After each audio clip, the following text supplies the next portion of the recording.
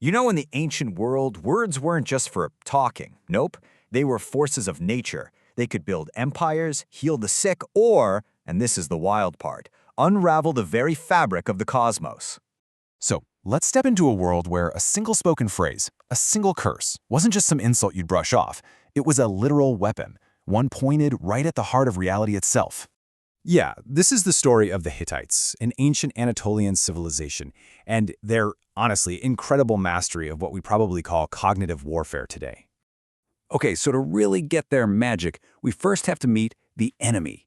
And this is an antagonist made not of flesh and bone, but of pure, nasty language.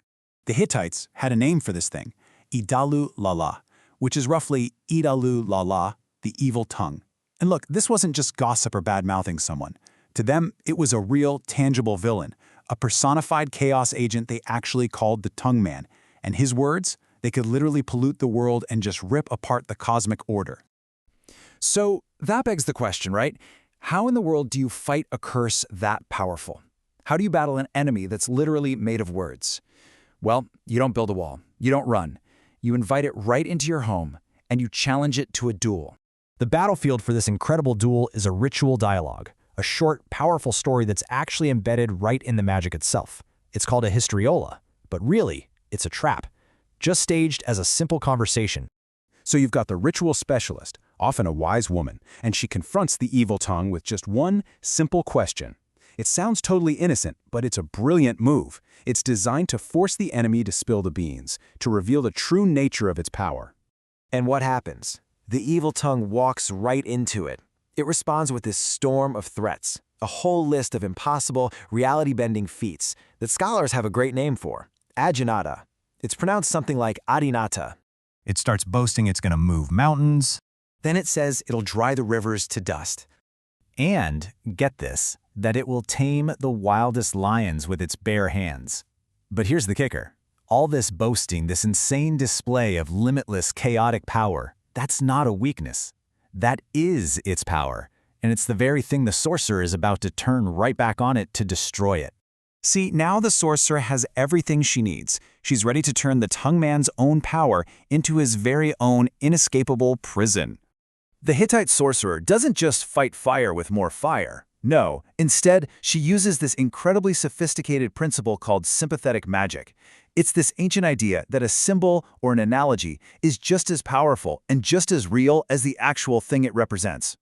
So to counter all those impossible boasts from the evil tongue, the sorcerer summons three figures. And these guys represent undeniable physical truth.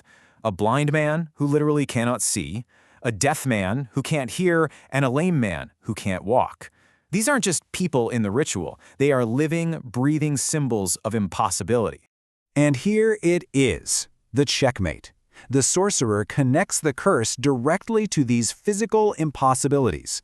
By binding the tongue man's abstract power to the concrete, undeniable reality of these men, its magic is grounded, it's trapped, it's completely neutralized.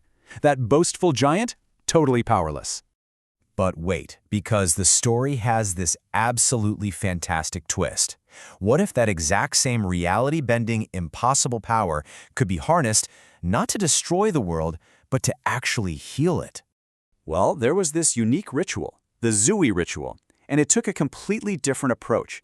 It didn't fight these chaotic forces, it hired them. I mean, literally. The ritual brings in these guys called the Herkel men. It's pronounced Herkel. They were a group of social outcasts, sometimes called transgression men, who lived on the fringes of society. But they claimed to wield the very same world-bending power as the evil tongue. So it all comes down to intent, right? The evil tongue uses its impossible claims to create chaos, to move mountains around and cause disorder. But the Herkel men, they make similar boasts, but their goal is the complete opposite. They want to flatten mountains, to shorten long roads. They use their mastery over the impossible to restore order and heal the world. And this is what reveals the true, absolutely breathtaking genius of Hittite magic. It was never just about, chanting words and waving wands. See, they understood this really profound truth, one that we still grapple with today, that the most powerful way to defeat a destructive story isn't to just silence it. It's to tell a better, more compelling one. This was never just simple superstition. It was a highly sophisticated system of psychological and narrative control. Really, it was an ancient form of cognitive warfare, a whole playbook designed for one purpose: to hack reality itself, using the power of logic, symbolism, and story. Which, leaves us with a final lingering thought.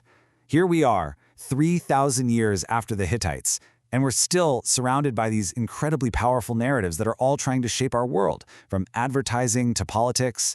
It really makes you wonder, if a story can be a weapon or a tool for healing, whose story are you living in right now?